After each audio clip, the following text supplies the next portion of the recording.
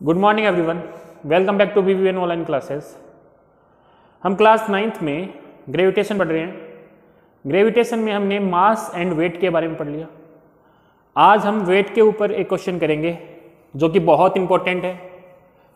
अपने को दिया गया prove that wait of an object on the moon is 1/6 of weight of the earth. कि अर्थ पे किसी ऑब्जेक्ट का वेट अगर W है, अगर उसी ऑब्जेक्ट को अगर मून पे ले जाएंगे तो अर्थ के वेट का कितना हो जाएगा 1/6। मतलब अगर अर्थ पे अगर किसी ऑब्जेक्ट का वेट 100 न्यूटन है और उसी ऑब्जेक्ट को अगर मून पे ले जाए तो वहां पे उसका वेट कितना हो जाएगा 100/6। कितना हो जाएगा 100/6, तो कम हो जाएगा। इसी को अपन को प्रूफ करना है। तो इसके लिए कुछ वैल्यू आपको याद रखनी है।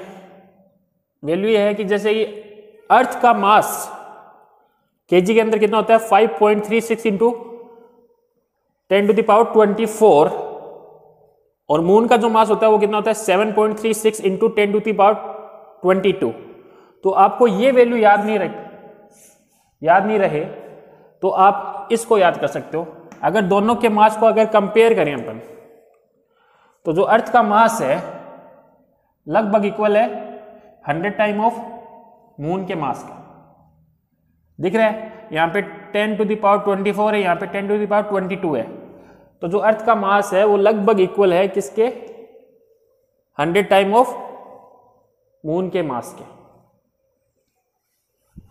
और अगर रेडियस देखें अपन तो अर्थ की जो रेडियस होती है वो कितनी होती है 6.37 इंटू 10⁻6 और जो मून की रेडियस होती है वो कितनी होती है 1.74 इंटू 10⁻6। आपको ये वैल्यू याद नहीं रहे तो आप ये वैल्यू याद कर सकते हो कि जो रेडियस है अर्थ की जो रेडियस है वो 4 टाइम है मून की रेडियस के। अगर अपन इनको दोनों को कंपेयर करें तो अपने को यही वैल्यू मिलेगी। आर ई मतलब अर्थ की रेडियस, आर एम मतलब मून की रेडियस, ठीक है। एम ई मतलब मास ऑफ अर्थ और एम मतलब मास ऑफ मून, ठीक है। तो ये वैल्यू आपको याद रखनी है। तो अब अपन अपने क्वेश्चन पे आते हैं। तो weight of an object on earth will be. Earth पे ऑब्जेक्ट का वेट मैंने कितना लिया WE।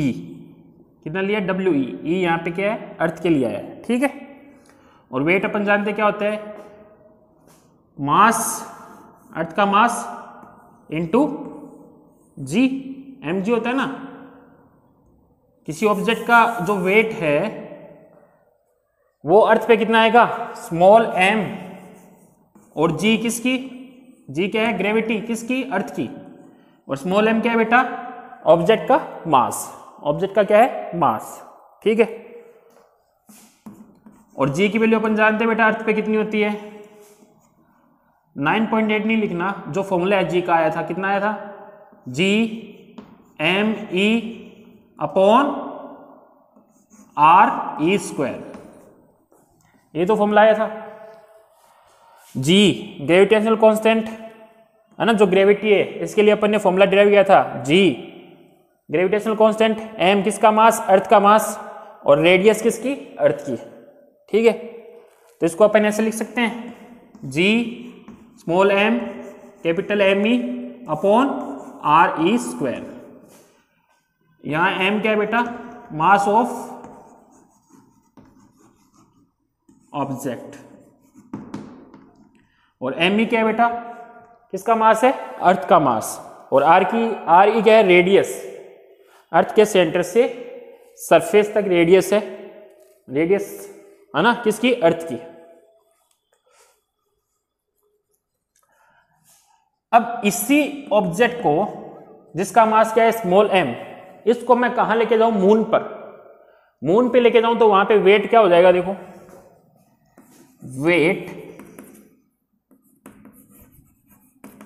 Of an object on moon. तो मून पे जो वेट है वो मैंने क्या ले लिया, WM, है ना। M किसके लिए, मून के लिए। कितना आ जाएगा, किस ऑब्जेक्ट को लेके जा रहा हूं मैं, स्मॉल m ऑब्जेक्ट जिसका मास कितना है, स्मॉल m। m यहां क्या आ जाएगा G, और G किसके लिए, M के लिए। मून भी एक मास है, और सभी प्लेनेट की कुछ अपनी खुद की ग्रेविटी होती है। जैसे कि अर्थ की ग्रेविटी थी GE, उसके लिए फॉर्मूला क्या था, Gme/RE²। वैसे मून की भी ग्रेविटी होगी, और इस ग्रेविटी को अपन ने क्या लिख लिया, Gm। और Gm का फॉर्मूला कैसे हो जाएगा, तो Gm का फॉर्मूला आएगा वो क्या आ जाएगा, कैपिटल G यूनिवर्सल कांस्टेंट, अर्थ का मास, सॉरी मून का मास अपॉन R²। और ये किसकी रेडियस आ जाएगी, मून की रेडियस। जैसे ये फॉर्मूला लिखा था वैसे ये फॉर्मूला लिखने, ठीक है। सभी प्लेनेट की खुद की ग्रेविटी होती है, ठीक है। जैसे अर्थ की ग्रेविटी है वैसे ही मून की ग्रेविटी होगी, वैसे ही कोई अलग जो प्लेनेट है उसकी ग्रेविटी होगी। तो सबके लिए अलग अलग फॉर्मूला बनेगा, चेंज क्या होगा बस मास में और रेडियस में। जी तो सब में सेम ही रहेगा क्योंकि ये यूनिवर्सल कांस्टेंट है। तो इसको अपन ऐसे लिख सकते हैं, G small m capital M upon RM²। यहाँ पे बेटा जो R है वो क्या है, रेडियस किसका, मून का। और ये जो कैपिटल M है, कैपिटल M और साथ में स्मॉल m है, ये क्या है, मास किसका, मून का।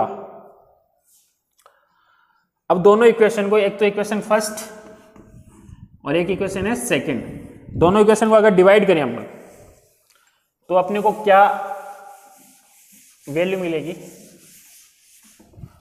फर्स्ट को डिवाइड कर रहा हूं मैं सेकंड से, WE/WM। WE की वैल्यू कितनी है बेटा, G small m capital ME upon RE²। और इसको डिवाइड कर रहा हूं किससे,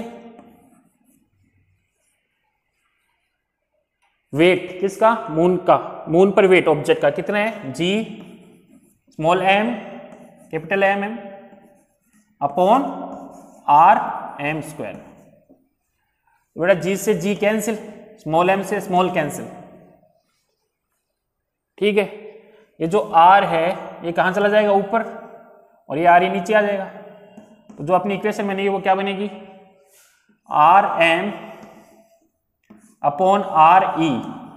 बेटा दोनों के स्क्वायर है तो इसको अपन ऐसे लिख सकते हैं, और साथ में क्या ऊपर, ME अपॉन MM। इस वैल्यू को ऊपर, ये वैल्यू ऊपर चली जाएगी ना रेसिप्रोकल होके, ठीक है। और ये R ही नीचे आ जाएगा, और दोनों के स्क्वायर है R के, है ना, अर्थ की रेडियस के और मून की रेडियस के। तो इसको अपन ऐसे लिख सकते हैं, ठीक है। अब मैंने ये वैल्यू बताई थी आपको, जो RE है उसी जगह अपन ये लिख सकते हैं, तो RM ऐसा कैसा, RE मैंने बताया था किसके इक्वल होता है, मून की रेडियस का कितना टाइम, 4 टाइम। तो RE की जगह अपन R4RM लिख सकते हैं। शुरू में जो वैल्यू बताई थी क्वेश्चन स्टार्ट होने से पहले, जो मैंने वैल्यू बताई थी कि जो RE है वो लगभग इक्वल होता है मून की रेडियस के, मून की रेडियस का 4 टाइम, ठीक है। और ऊपर क्या है इसका स्क्वायर, ME अर्थ का मास, और इस जगह क्या लिख सकते हैं बेटा, ME की जगह क्या लिख दें अपन, 100। जो मास ऑफ अर्थ है वो लगभग इक्वल होता है 100 time of mass of moon, लिख सकते हैं ME की जगह। और नीचे क्या है, मास ऑफ मून। ये RM से RM कैंसिल हो गया, ये इससे कैंसिल हो गया, तो कितना आएगा बेटा, 1/4, इसका क्या है स्क्वायर, और साथ में क्या है मल्टीपल में 100, ठीक है। तो जो वैल्यू आएगी वो कितनी आएगी, WE/WM 1/16 हो जाएगा। 1/16 को 100 से मल्टीपल करेंगे तो कितना आएगा 100/16, और हम 100/60 को लगभग अपन कितना लिख सकते हैं 1/6, लगभग कितना लिख सकते हैं 1/6, ठीक है। सॉरी 100/6 को लगभग अपन कितना लिख सकते हैं 6 लिख सकते हैं। कितना लिख सकते हैं 6। तो जो अपने को रेशियो मिलेगा वो कितना मिला WE और WM अप्रोक्स कितना मिला 6। तो यहां से बेटा जो WM मतलब ऑब्जेक्ट का जो वेट है कहां पे मून पर, क्रॉस मल्टीपल करते हैं 6 को डिवाइड मिलिए तो 1/6 है किसके अर्थ के ऊपर वेट के, मतलब ऑब्जेक्ट का जो वेट है मून पर 1/6 है ऑब्जेक्ट का वेट किस पे अर्थ पर। ये अपने को प्रूफ करना था, ठीक है। तो ये अपना क्वेश्चन कंप्लीट हुआ। नेक्स्ट क्लास में अपन कुछ क्वेश्चन और लेंगे इसी मास और वेट पे। Thank you.